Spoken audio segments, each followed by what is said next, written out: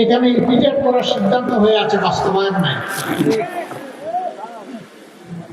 হ্যাঁ,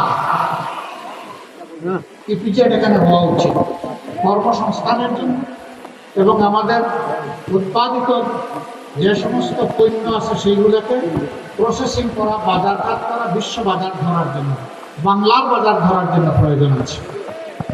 আমরা অবশ্যই এটার দিকে মনোযোগ দিব ইনশাআল্লাহ, আপনারা দোয়া করবেন। তারপরে বালাসী বাহাদুর নাকি না বাহাদুর আবার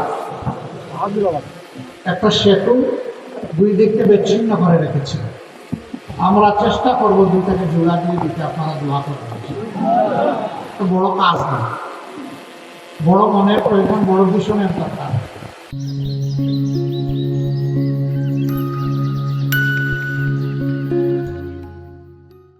আমাদের চুরির টাকাগুলো যদি আমরা ফেরত পাই আর নতুন সুদের হাত যদি আমরা অবশ করে দিতে পারি, বাংলাদেশের উন্নয়ন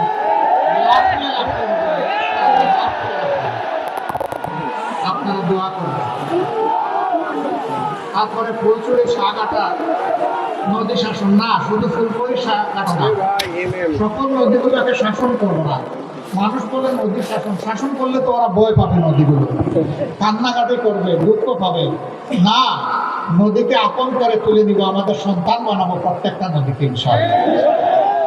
নদীগুলোকে, সন্তানকে যেভাবে মানুষ লালন পালন করে, আমরা নদীগুলোকে তুলে নিয়ে সেইভাবে লালন পালন করবো ইনশাআল্লাহ। নদীমাতৃক বাংলাদেশ। আমরা এক সময় নদীর কূলে আমরা গিয়ে বসে যাবো, মা এখন আমাদের নৌকাটা নিয়ে তুমি চলো, আমাদের জাহাজ নিয়ে চলো, আমাদের লঞ্চ নিয়ে চলো, যা বন্ধ হয়ে আছে। আপনারা দোয়া করবেন। চলার পথে অনেক বাধা আছে, ষড়যন্ত্র আছে। সেই বাধা ষড়যন্ত্র আল্লাহ তাআলা যেন অতিক্রম করতে আমাদেরকে সাহায্য করে। আমি পরিশেষে ন্যায় এবং ইনসাফের প্রতি দাঁড়ি পাল্লায় 10 দলের পক্ষ থেকে 5টি আসনে এখানে 5 জনকে মনোনয়ন দেওয়া হয়েছে। সবাইকে আপনারা চিনেন।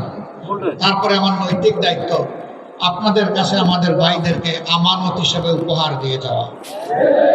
আপনারা এই আমানত কবুল করবেন, সাথে থাকবেন, পাশে থাকবেন, লড়ে যাবেন, আল্লাহর পর ভরসা করে বিজয় ছিনিয়ে আনবেন। আপনাদেরকে মোবারকবাদ।